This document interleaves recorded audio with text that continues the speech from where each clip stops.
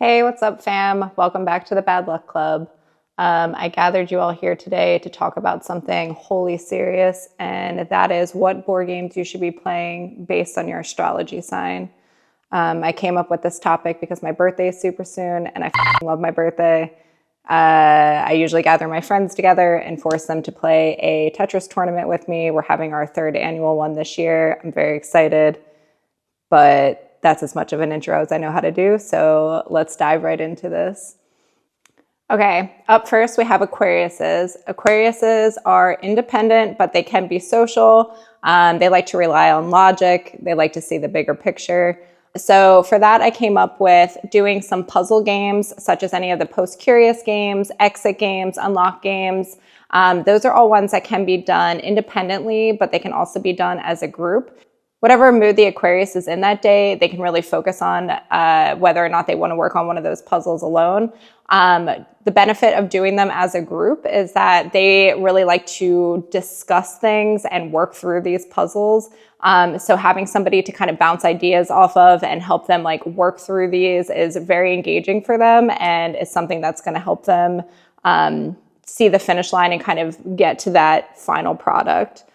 The other game that I would recommend for an Aquarius that is not a cooperative game would be Calico. Calico is super puzzly and thinky, and you definitely have to rely on like what pieces you have available to draft. There's a lot of innovation there in that you're trying to like solve these little puzzles with all of the different pattern tiles and draft the colors and different patterns that work best for you to try and score maximum points. So either way the Aquarius is feeling, whether it is cooperative or competitive, they can either jump into a puzzle game, or they can whip out Calico and play a relaxing puzzle game with some pets. Calico's not relaxing. I'm sorry. I don't know why I said that. Up next is Pisces. Pisces are empathetic, they're adaptable, and they do tend to lean on escapism a bit. So for that, I would recommend Spirit Island as a great co-op. Just the theme with different spirits trying to keep colonizers from taking over the land. That can be a super empathetic theme. Also for adaptability, being able to work with your teammates and timing your slow and quick actions, and then being kind of able to work around everybody else, or even drafting one of the characters that will fill in any gaps. Like if you have really strong attack, maybe choosing someone that is more defense, but they are going to be there to support you in any team mission that you do.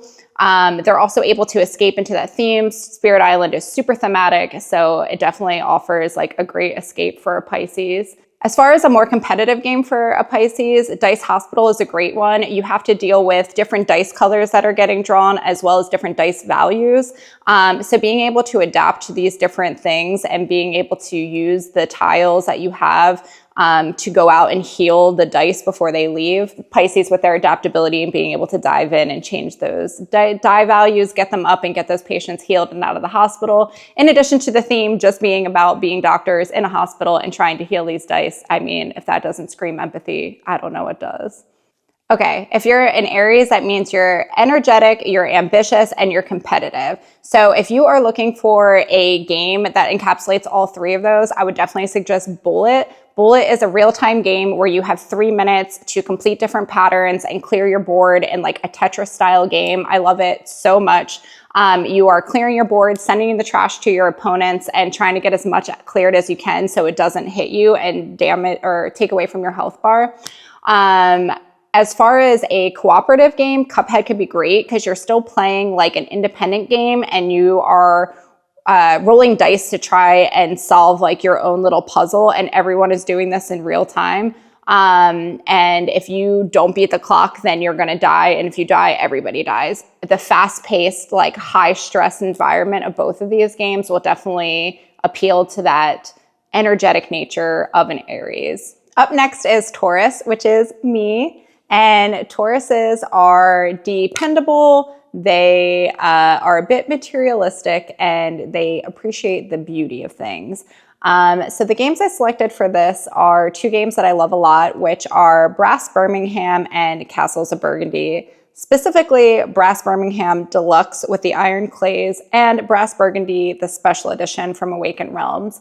They are both the like upgraded, deluxeified version. And the reason I pick those is because they're also super dependable, solid games. They are both in the top 20 on BGG. They have stood the test of time and have remained tried and true favorites. Castles of Burgundy specifically being my favorite, but again, I am not unique in that. For a co-op, I picked Artisans of Splendid, where you are a team of artisans working together to hone your crafts and become a bit more specialized while dealing with some different tactical challenges along the way. It's a beautiful game that's already deluxeified. And then in addition to that, I got the cute stuffies, which, come on, look at them. Look at them. Up next are Geminis. Geminis are intellectual, adaptable, and witty and funny, which my best friend on the planet is a Gemini, so I did not need Google telling me that they are the funniest and smartest people in the world because, trust, I already know. The games that I recommend for a Gemini are monikers. In monikers, you are acting goofy as heck, and you definitely need to be adaptable in the cards that are coming up and figuring out on the fly what you're going to say, because you will quickly run out of time in that game. Also being funny and kind of establishing inside jokes with your group that'll benefit you in later rounds of the game. For a more competitive game, I chose paperback. In paperback, you are dealt different letters and you're trying to create words. And, you know, there's different like missions or whatever that you're trying to accomplish with the words that you're creating. So doing the best with the hand that you're dealt, buying new cards, and then doing a little deck building and making sure that you're using those cards to the best of your ability. Next, we have Cancers. Cancers are loyal, they're intuitive, they are a bit slow to forgive, and they're also nurturing. Because of this, competitive games are a bit of a 50-50 for them. So my answer to that would be Wavelength, where you're still working as part of a team, although you are against each other. And just the intuitive nature of Wavelength, where you're trying to get people to guess something based on a feeling or an idea, is a perfect game for a Cancer. I also recommend any cooperative game that has healing in it. For instance, Gloomhaven, Jaws of the Lion, has the human Void Warren where you're going to be healing your teammates. So anything that allows you to exemplify that nurturing spirit is going to be great for a Cancer. Next, we have Leo, which my wonderful daughter is a Leo, so no hate whatsoever.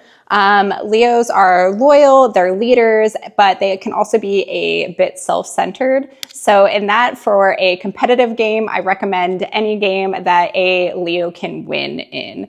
Currently, my daughter is wrecking me in Odin's Ravens, and that is like the only game she wants to table right now, which is totally fine because I love it and don't mind getting owned. I am so bad at that game, but it's fun. For a cooperative game, I recommend Decorum. Leos definitely have the capability to be a leader in that game. So, you know, really being able to solve what everyone is going for, using the times to share their clues and really take to heart what other people are trying to solve and starting to incorporate that very quickly into their strategy of beating that level. So yeah, go Leos. Alrighty, for Virgos. Virgos are analytical, they are practical, and they are loyal. So I wanted to find some games that were very low luck and very high strategy, because that their ability to be analytical, like they do not want to take a die roll into account with anything that they do.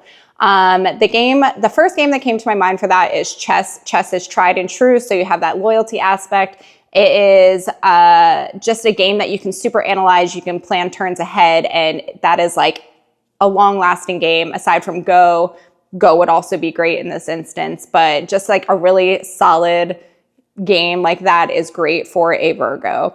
If you want something a little more modern, a not so modern game would be Tigris and Euphrates. I love that game so much, but there is so much strategy in that.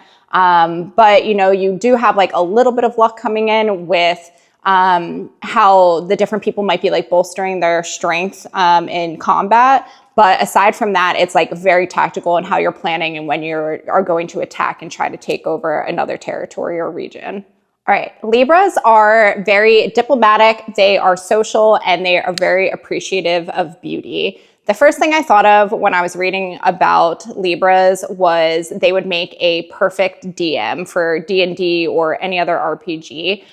Just because of their social nature, they're able to, captivate everyone's attention, draw everyone in, keep them engaged with the story. And then with their diplomatic ability, they can make sure things are fair. Maybe if you're getting pummeled by die rolls, they're going to be there for you to kind of make sure you're still enjoying the experience and not just getting too destroyed along the way. And then with their appreciation of beauty, you know that they're guaranteed to have like the most luxe RPG setup of all time. They're going to have the terrain. It's going to be painted. They're going to have miniatures. You are not going to have a bad time playing D&D at a Libra's house at all. Next up is Scorpios. Scorpios are passionate, they're charismatic, and they are resourceful. The first game that came to mind for a Scorpio is Sidereal Confluence. Sidereal Confluence has like a 5-minute negotiation round where you are desperately trying to get people to make trades with you so you can run your machine. If you're not able to get the goods that you need to run your machine, you are not going to make any progress in this game whatsoever.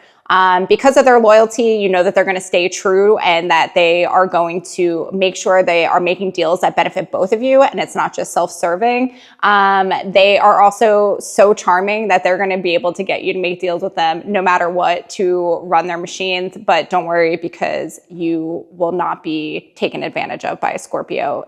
Sagittariuses are humorous, they are adventurous, and they are curious. So a perfect game for them is a sandbox game where they can roam around and kind of have a little bit of freedom of the board, and it's not as like a straight shot for them to the end game victory.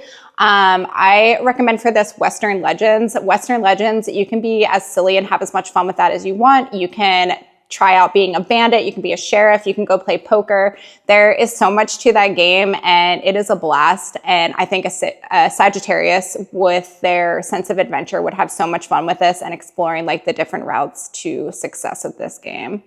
Last but not least is Capricorns. Capricorns are hardworking, they are ambitious, and they are patient and persistent. Because of that, I think dexterity games would be great for them.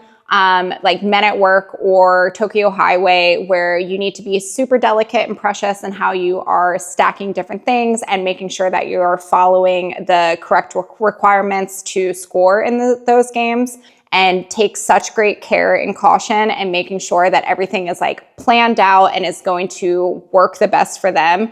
They are the perfect candidate for any dexterity game like that. While I am no astrology expert, I do hope that you learned something new today, because I learned a lot and had a lot of fun making this video.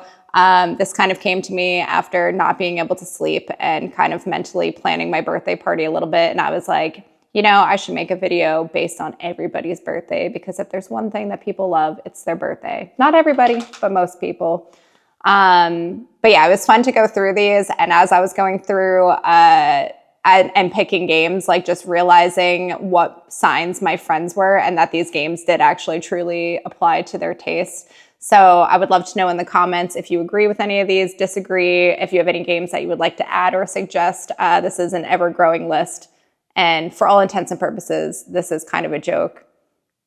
Actually, no, this is real. This is real. Scratch that. But until next time.